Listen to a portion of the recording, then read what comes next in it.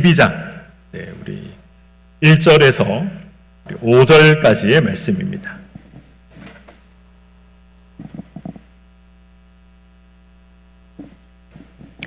창세기 12장 1절에서 5절까지의 말씀. 우리 1절부터 5절까지 우리 함께 교독하시겠습니다. 여호와께서 아브라함에게 이르시되 너는 너의 고향과 친척과 아버지의 집을 떠나 내가 내게 보여줄 땅으로 가라. 내가 너로 큰 민족을 이루고 내게 큰 복을 주어 내 이름을 창대하게 하리니 너는 큰 복이 될지라. 너를 축복하는 자에게는 내가 복을 내리고 너를 저주하는 자에게는 내가 저주하리니 땅의 모든 족속이 너로 말미암아 복을 얻을 것이라 하신지라. 이에 아브라함이 여호와의 말씀을 따라갔고 롯도 그와 함께 갔으며 아브라함이 하란을 떠날 때에 75세였더라. 함께요. 아브라함이 그의 아내 사레와 조카 롯과 하란에서 온 모든 소유와 얻은 사람들을 이끌고 가나안 땅으로 가려고 떠나서 마침내 가나안 땅에 들어갔더라. 아멘. 네, 오늘 참 무더운데 이 밤에 이 자리에 나오신 우리 성도님들 참 감사드리고 또 이 자리에 나오신 것이 또 하나님의 은혜다라고 생각을 합니다. 네, 오늘 사실 제 아내가 그냥 금요 돌파 기도회도 웬만하면 제 아내가 로이를 데리고 나오는데 오늘 또 이열치열 붕괴가 시작되는 첫날인데 제 아내가 오늘 연락이 왔습니다. 오늘은 도무지 못 나가겠다. 오늘 이제 학교 행사가 있었는데 이제 땡볕에서 하루 종일 휠체어를 이렇게 몰았다고 하더라고요. 근데 이제 제 아내가 이제 더위를 먹어가지고 계속 머리가 어지럽고 구토가 나고 그래서 오늘은 도저히 안 되겠다라고 하더라고요. 그래서 그래도 참 곰곰이 생각을 해보니까 네, 건강하게 참 이 자리에 나올 수 있다라는 것도 참 은혜구나라는 생각. 앉아 계신 우리 성도님들을 뵈니까 또 그런 생각이 문득 들었습니다. 그래서 참 감사드리고 또 예배를 드릴 수 있다. 건강한 모습으로 하나님 앞에 나올 수 있다라는 것도 은혜인 것 같습니다. 우리 창세기 12장, 우리가 방금 읽었던 이 창세기 12장은 하나님께서 아브라함을 고향과 친척과 또 아버지 집에서 불러내시는 이제 그러한 사건으로 시작을 하고 있습니다. 아브라함은 지금부터 이제 한 4,200년 전에 살았던 사람이죠. 굉장히 이제 오래 전에 살았던 사람이었습니다. 당시 이제 고대 근동 지역뿐만 아니라 어느 지역이나 마찬가지로 4,200년 전쯤에는 자기 목숨은 자기가 지켜야 했던 그런 시대였습니다. 그래서 어떻습니까? 사람들은 이제 일가 친척들끼리 서로 이제 모여 살았습니다. 서로가 서로를 지키기 위해서 서로 믿을 수 있는 사람들끼리 서로를 지켜주기 위해서 모여 살고 있었던 것이죠. 그래서 이 고향을 떠난다는 것, 친척들이 모여 있는 곳, 아버지의 집을 떠난다는 것, 그것은 결코 쉬운 일이 아니었습니다. 자신의 목숨을 내어놓을 수도 있다라는 그런 생각을 가져야만 고향을 떠날 수가 있었던 것입니다. 오늘 본문 4절을 보시면 아브라함은 여호와의 말씀을 따라갔다라고 기록을 하고 있습니다. 하나님의 부름에 아브라함은 지금 어떤 거절도 망설임도 없이 지금 하나님께서 말씀하시니 따라갔다라고 성경은 기록하고 있는 것만 같습니다. 그래서 이 아브라함을 생각하면 우리의 모습, 나의 모습을 자연스럽게 우리는 비교하게 되어 있습니다. 그래서 군말 없이 하나님이 말씀하시니 따라가는 아브라함의 모습을 보면서 나의 신앙이 참 보잘것없고 초라해 보인다라는 생각을 우리가 할 때가 종종 있는 것이죠. 그러나 이것은 우리의 착각이고 우리의 오해입니다. 창세기 12장에 나타난 아브라함의 믿음, 아브라함의 믿음의 수준, 이러한 것을 우리가 정확하게 이해하기 위해서는 우리가 반드시 짚고 넘어가야 하는 한 가지 사실이 있습니다. 하나님께서 아브라함에게 고향과 친척과 아버지의 집을 떠나라 말씀하신 이 장소가 어디인가라는 것을 우리는 알고 넘어가야 할 필요가 있습니다. 창세기 12장 하나님께서 아브라함에게 나타나셔서 이 고향과 친척과 아버지의 집을 떠나라 라고 말씀하신 그 장소가 어디입니까? 창세기 11장 31절 말씀을 한번 보도록 하겠습니다. 데라가 그 아들 아브라함과 하란의 아들인 그의 손자 롯과 그의 며느리인 아브라함의 아내 사레를 데리고 갈대아인의 우르를 떠나 가나안 땅으로 가고자 하더니 하란에 이르러 거기 거류하였으며 데라는 나이가 205세가 되어 어디에서 죽었다라고 말씀하고 있습니까?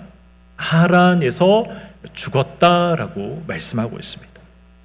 그리고 12장 1절은 이렇게 시작하고 있는 것이죠. 여호와께서 아브라함에게 이르시되 너는 너의 고향과 친척과 아버지의 집을 떠나 내가 내게 보여줄 땅으로 가라 라고 말씀하고 있습니다.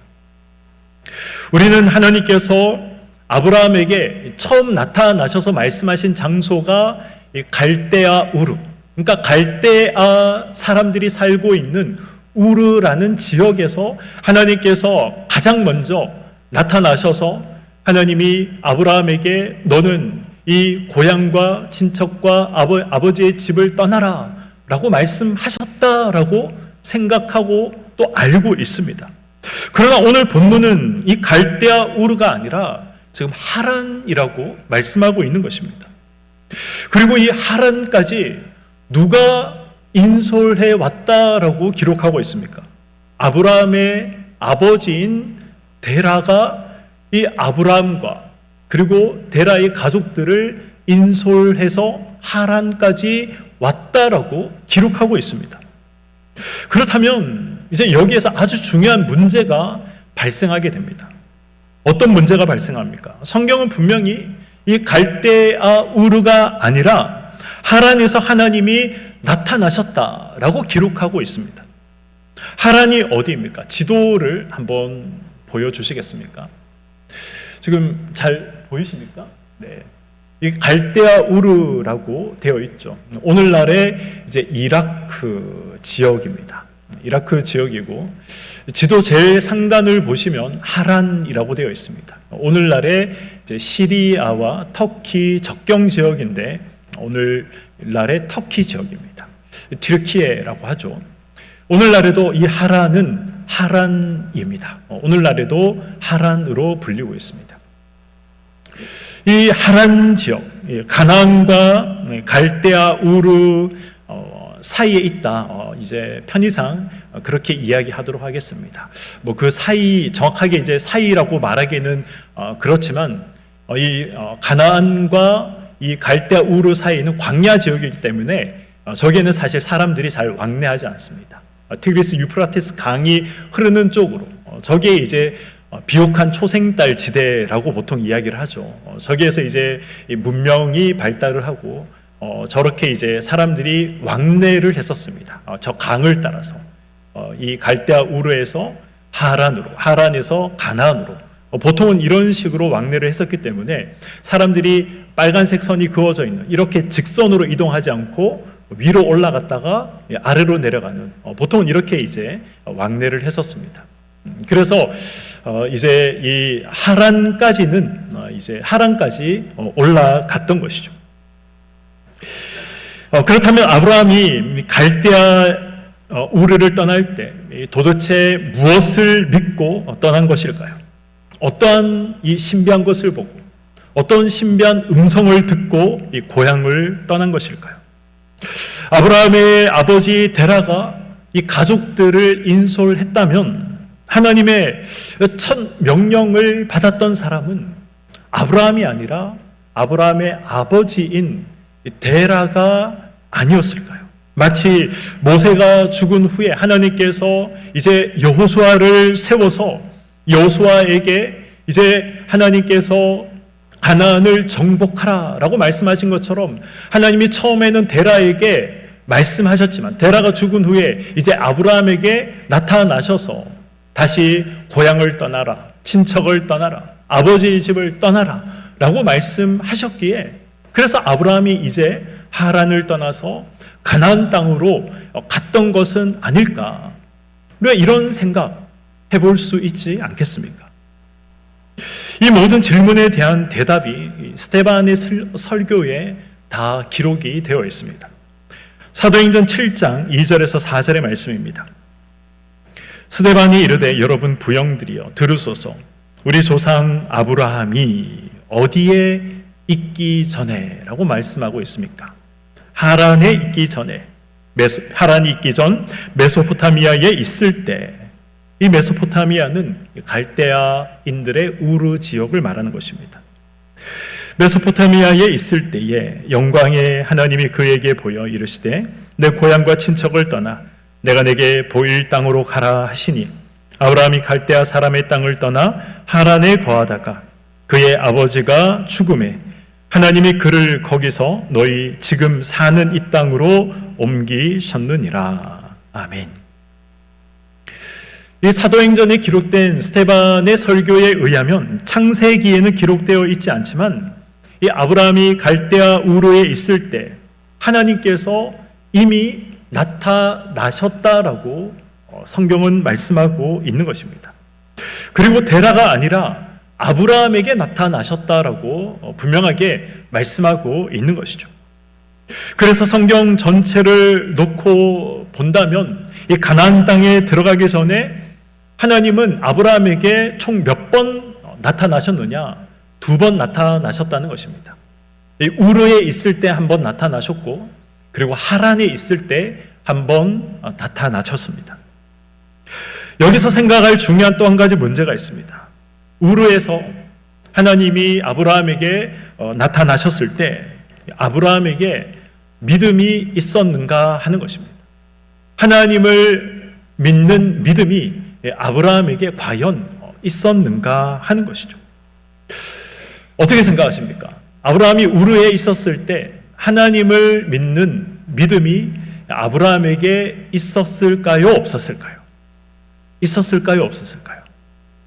없었습니까? 조금 더 없었을까요? 조금 더 없었는데 고향을 떠났을까요? 조금 더 없었을까요? 이 질문은 굉장히 중요한 질문입니다. 이 질문은 너무너무 중요한 질문입니다.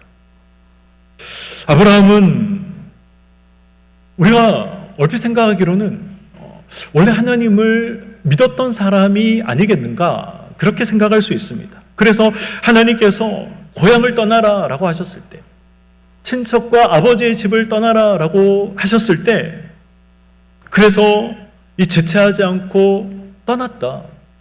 그러므로 그는 믿음을 가지고 있는 사람이었다.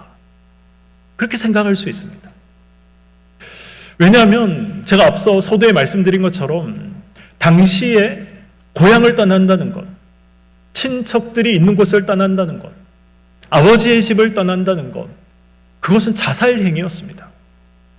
자신을 보호해 줄 수 있는 그런 이 공동체를 떠난다는 것은 목숨을 내어 던지는 행위와 동일한 것이었습니다.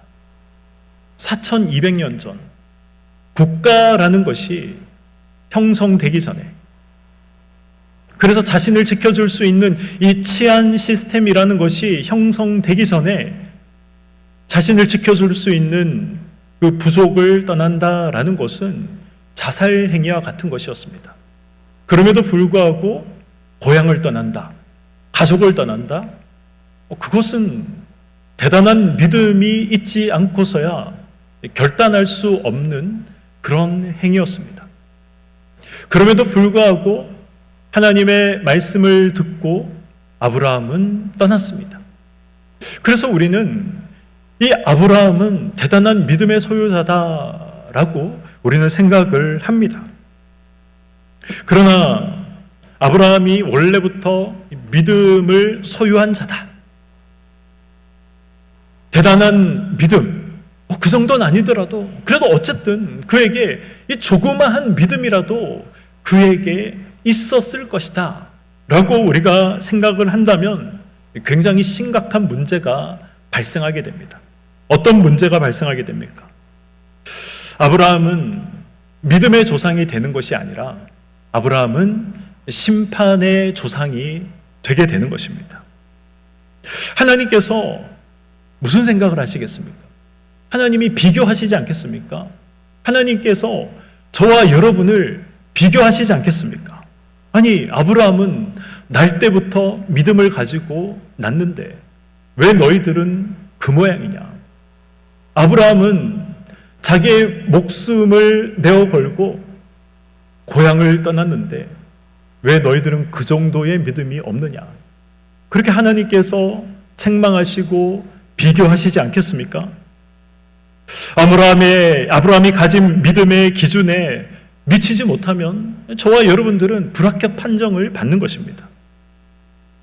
마치 이제 엄마 친구 아들이 되는 것이죠. 엄마 친구 아들은 전교 1등을 했다던데, 엄마 친구 딸은 서울대를 갔다던데, 이렇게 이제 자꾸 비교당하게 되는 것이죠.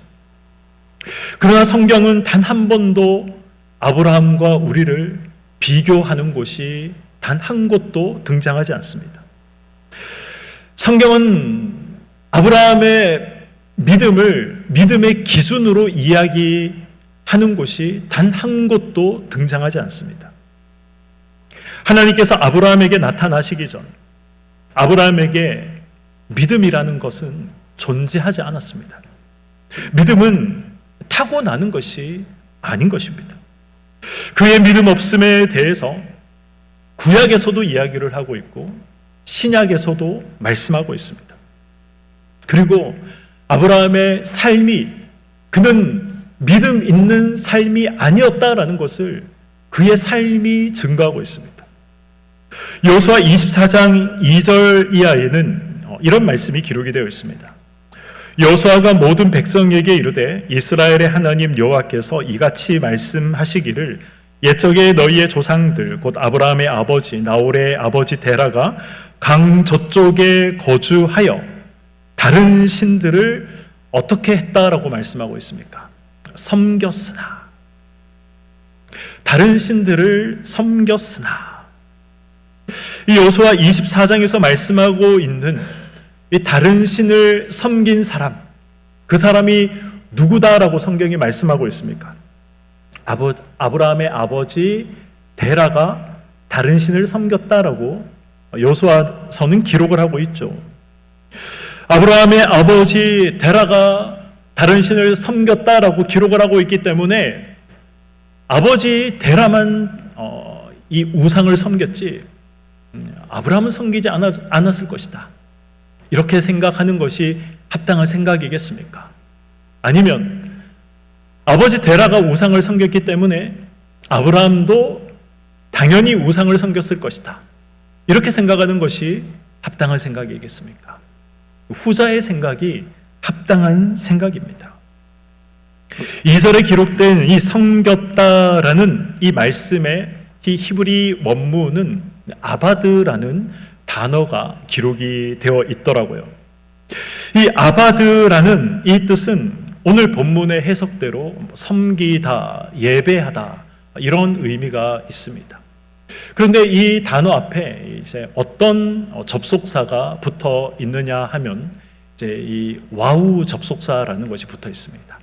우리말로 굳이 해석을 하자면 이제 그리고라는 걸로 이제 해석을 할 수가 있는데, 이 와우 접속사는 언제 사용하느냐 하면 과거로부터 지금까지 끊임없이 해오고 있는 일을 이제 표현할 때 이 와우 접속사가 사용이 됩니다. 와우 접속사가 뭔지 모르셔도 됩니다. 그러나 기억할 것은 과거로부터 지금까지 끊임없이 해오고 있는 어떤 일을 강조할 때 이것을 사용한다.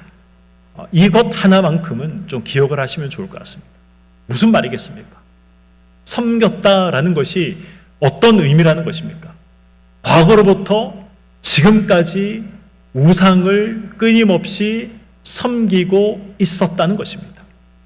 데라의 조상들로부터 시작해서 데라도 섬기고 있고, 그리고 데라의 아들들도, 그 아들들 중에는 아브람도 포함되어 있는 것이죠. 데라의 조상들도, 데라도, 데라의 아들들도, 아브람도 지금 끊임없이 계속해서 우상들을 섬기고 있었다라는 것을 성경은 지금 강조해서 말씀하고 있는 것입니다. 그리고 이 아바드라는 이 말에는 아주 독특한 의미 하나가 더 포함되어 있습니다. 다니엘서 3장 1절을 보시면 느부갓네살 왕이 금으로 신상을 만들었다라는 말씀이 기록이 되어 있습니다. 바로 이 만들다의 의미가 아바드라는 말에 포함이 되어 있습니다. 그렇다면 이 여호수아 24장 2절을 섬기다라는 말씀이 아니라 만들다라는 말씀으로 해석하면 어떤 의미가 됩니까? 이런 의미가 되는 것이죠.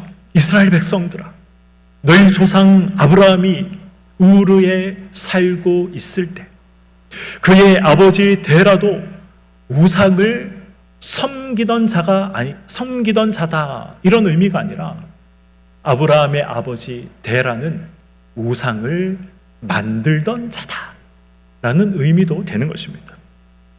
그러나 내가 우상 만들던 너희들의 조상 아브라함을 가나안 땅으로 이끌어낸 하나님이다 라는 의미가 이 여호수아 24장 2절의 의미가 되는 것입니다. 쉽게 말하면 이 아브라함 가족은 대대손손 우상을 섬기고 우상을 섬길 뿐만 아니라 대대손손 우상을 만들어 왔던 사람들이었다라는 것입니다. 우상을 섬기던 자이던 우상을 만들던 자이던 핵심이 무엇입니까? 지금 성경이 말씀하고 있는 핵심이 무엇입니까? 하나님에 대한 믿음이 전혀 없는 이 아브라함을 하나님께서 불러내셨다라는 것입니다. 하나님께서 모든 것을 다 하셨다. 이 사실을 성경은 말씀하고 있는 것입니다. 아브라함이 이방신을 섬기고 있었다라는 이 증거가 신약 성경에도 기록이 되어 있습니다. 갈라디아서 3장 8절의 말씀입니다. 또 하나님이 이방을 믿음으로 말미암아 의로 정하실 것을 성경이 미리 알고 먼저 아브라함에게 복음을 전하되 모든 이방인이 너로 말미암아 복을 받으리라 하였느니라. 아멘. 지금 사도 바울이 무엇을 말씀하고 있습니까? 이방 민족에게 이 민족에게 믿음으로 말미암아 구원을 주시기로 작정하셨다. 이 사실을 말씀하고 있는 것이죠. 그래서 먼저 누구를 이방으로부터 불렀다라는 것입니까? 이방신을 섬기고 있는 아브라함을 그래서 먼저 부른 것이다.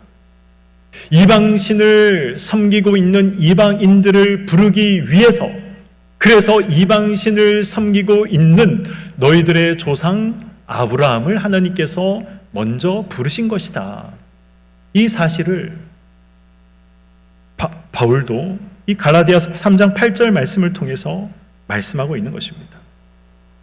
아브라함이 우상을 섬겼다라는 이러한 이제 상황적인 증거들도 있습니다. 사도행전 7장에 기록된 스데반의 설교를 다시 한번 보도록 하겠습니다. 7장 2절 말씀을 보시면 우리 조상 아브라함이 하란에 있기 전 메소포타미아에 있을 때 무엇이 보였다라고 말씀하고 있습니까? 영광의 하나님이 그에게 보여 이르시되 내 고향과 친척을 떠나 내가 내게 보일 땅으로 가라 하시니 아브라함이 갈대아 사람의 땅을 떠나 하란에 거하다가 그의 아버지가 죽음에 하란이 그를 거기서 너희 지금 사는 이 땅으로 옮기셨느니라. 아멘. 이 스데반의 설교를 조금 이제 각색을 하면 이런 이야기가 됩니다. 어느 날 이제 아브라함이 굉장히 신비로운 체험을 하게 되는 것이죠. 어느 날 아브라함이 길을 걷다가 혹은 잠을 자다가 아니면 방에 홀로 있는데 이 금빛 찬란한 광채 속에 이 아주 영광스러운 어떤 이 형상을 알 수 없는 그런 빛을 보게 됩니다. 그리고 그 빛 속에서 이 음성이 들려오는 거죠. 아브라함아, 아브라함아, 너는 고향과 친척과 아버지의 집을 떠나거라. 이러한 음성을 듣고 아브라함이 고민하기 시작합니다. 그리고 그 고민을 누구에게 이야기했겠습니까?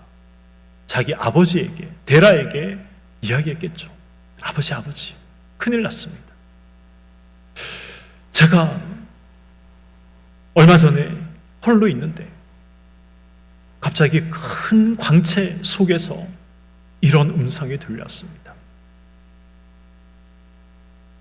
고향을 떠나고 친척집을 떠나고 아버지의 집을 떠나라 라는 어떤 신의 음성이 들려왔습니다. 어떻게 해야 되겠습니까? 이렇게 아버지에게 이야기하지 않았겠습니까? 하나님이 누군지는 모르겠지만 그러나 그들 마음 가운데는 분명히 종교심이 있었습니다. 왜냐하면 우상을 대대로 섬겨왔기 때문에 종교심이라는 것이 그들 마음 가운데 있었던 것이죠. 그래서 이 신의 명령을 지키지 않으면 저주를 받을 것이다 라는 그런 이 공포심이 그들 마음 가운데 있었던 것입니다. 그래서 일단은 그 말을 듣기로 결심을 했던 것이죠. 그래서 창세기 11장 31절의 기록처럼 그 여행을 아브라함이 아니라 그의 아버지인 데라가 주도해 나갔던 것입니다. 이런 상황을 볼 때 아브라함에게 하나님을 믿는 믿음이란 그에게 존재하지 않았습니다. 단지 알지 못하는 신의 명령을 거부하면 저주를 받을지도 모른다라는 그 공포심, 그것이 있었기 때문에 그 두려움 때문에 그가 또 그의 가족들이 고향을 떠나 하란까지 갔던 것입니다.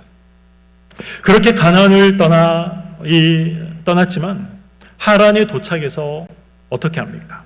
성경은 그곳에 거류했다라고 기록을 하고 있습니다. 거류했다. 원어의 의미는 자리를 잡고 정착했다는 것입니다. 이제 더 이상 그곳을 떠나 살 마음이 없었다. 그곳에 눌러 앉아서 이제 그곳에 영원히 살고자 했다. 그런 의미가 있습니다. 거류했다라는 이 말에는 가나안에 갈 마음이 없었다라는 것이죠. 왜 하란이라는 이 도시에 자리를 잡고자 했습니까? 하란은 이 메소포타미아 문명의 가장 바깥쪽에 위치한 그런 도시였습니다.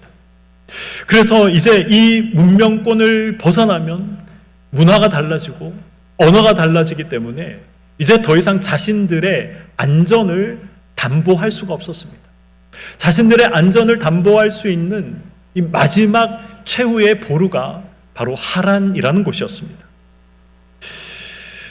그곳을 넘어가면 어떤 봉변을 당할지 모른다라는 이런 불안감 때문에 이 하란까지밖에 그들이 가지 못했던 것이죠. 그리고 데라가 하란에서 죽은 후에 하나님께서 다시 아브라함에게 나타나셔서 다시 한번 고향과 친척과 아버지의 집을 떠나라 라고 하나님께서 아브라함에게 재차 명령하셨던 것입니다. 아브라함은 그제서야 다시 가나안을 향해서 떠날 수 있었던 것입니다. 이삭을 바친 아브라함, 그 아브라함의 모습과 하란까지 와서 거류하며 그리고 그곳에서 정착하고자 했던 아브라함, 이 두 모습이 달라도 너무 다르지 않습니까? 이삭을 바치는 문제와 그리고 고향을 떠나는 문제, 이 두 가지 중에 어떤 것이 더 큰 문제겠습니까? 물론 두 가지 다 어려운 문제이고 이 두 가지 다 난처한 문제지만 그래도 이 이삭이라는 아들이 어떤 아들입니까? 굉장히 어려움 끝에, 기대하고 고대한 끝에 낳은 아들이 아니겠습니까? 아무리 고향을 떠나는 것이 어렵다 하더라도 자기 아들을 죽이는 것보다 어려운 문제겠습니까? 그럼에도 불구하고 이삭을 죽이는 일에 있어서는 조금의 망설임도 이 아브라함에게는 없었다라는 것을 우리는 너무나도 잘 알고 있습니다. 더 어려운 문제이고 더 심각한 문제이지만 그러나 그의 모습 속에, 하나님 앞에 이삭을 바치는 모습 속에 아브라함은 주저하지 않았습니다.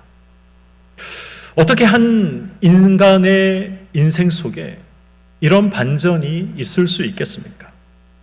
75세에 하란에서 불러내시고 175세에 천국으로 부르실 때까지 하나님께서 그의 인생을 만들어 나가셨기에 가능했던 것입니다. 아브라함은 믿음의 조상이다 라고 불릴 만한 어떤 조건을 가지고 태어난 사람이 아니었습니다. 오히려 하나님의 저주를 받아 마땅한 가정에서 태어난 사람이 아브라함이었습니다. 그렇지 않습니까? 대대로 우상을 섬겨왔던, 혹은 대대로 우상을 만들어 왔던 가정에서 태어난 사람이 아브라함이었습니다. 그렇기 때문에 하나님의 저주를 받아 마땅한 사람이 아브라함이었습니다.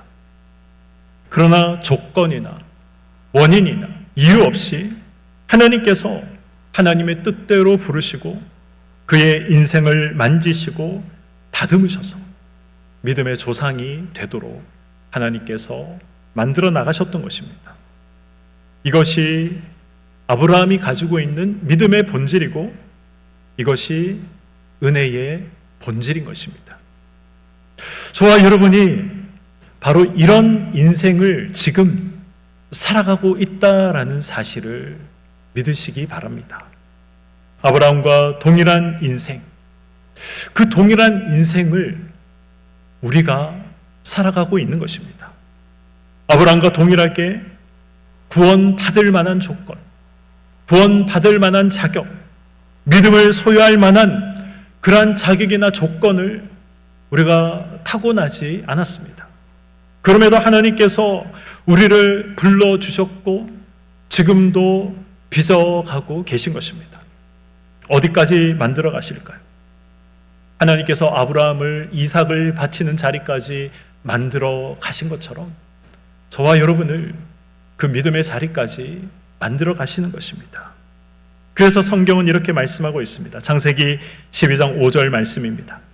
아브라함이 그의 아내 사레와 조카 롯과 하란에서 모은 모든 소유와 얻은 사람을 이끌고 가나안 땅으로 가려고 떠나서 마침내 가나안 땅에 들어갔더라. 아멘. 마침내 가나안 땅에 들어가게 하셨습니다. 이 마침내라는 것은 아브라함이 사용할 수 있는 마침내가 아닙니다. 아브라함이 고생해서 마침내, 아브라함이 수고하고 수고해서 마침내, 아브라함이 노력하고 노력해서 마침내 가나안에 들어갔다, 그런 의미가 아닙니다.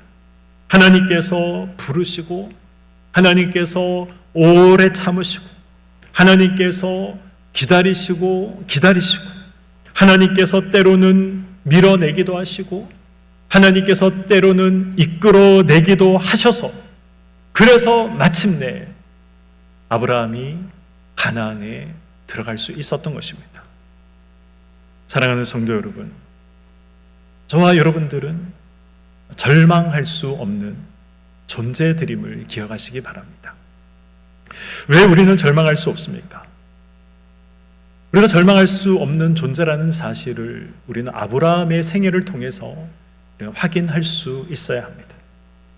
구원받을 만한 원인이나 조건이나 이유가 또 믿음의 조상이 될 만한 원인이 아브라함에게는 조금도 없었습니다. 그러나 한 번 부르신 이를 하나님께서 결단코 버리시거나 또 하나님께서 끊어내시지 않으십니다. 하나님께서 아브라함을 부르시고 오래 참으시고 기다려주시고 마침내 가나안으로 들어가도록 하셨던 것처럼, 그리고 또 그가 믿음의 조상이 되도록 하셨던 것처럼, 하나님은 하나님이 부르신 사람을 하나님께서 원하시는 자리에 마침내 세우시는 분이십니다. 빚어가시는 분이십니다. 그래서 저와 여러분에게는 절망이란 있을 수 없는 것입니다. 때로는 있는 자리에서 하나님은 밀어내시기도 하십니다. 때로는 묵묵히 기다리시기도 하십니다. 때로는 이해할 수 없는 그러한 일들을 행하시기도 하십니다. 이것이 아브라함의 생이었습니다. 그리고 우리의 생이, 저와 여러분의 생이 완벽하게 아브라함과 동일하다라는 것을 기억하시기 바랍니다. 망설이고 주저하고 또 머뭇거렸지만 하나님께서 마침내 가나안 땅에 들어가게 하셨습니다.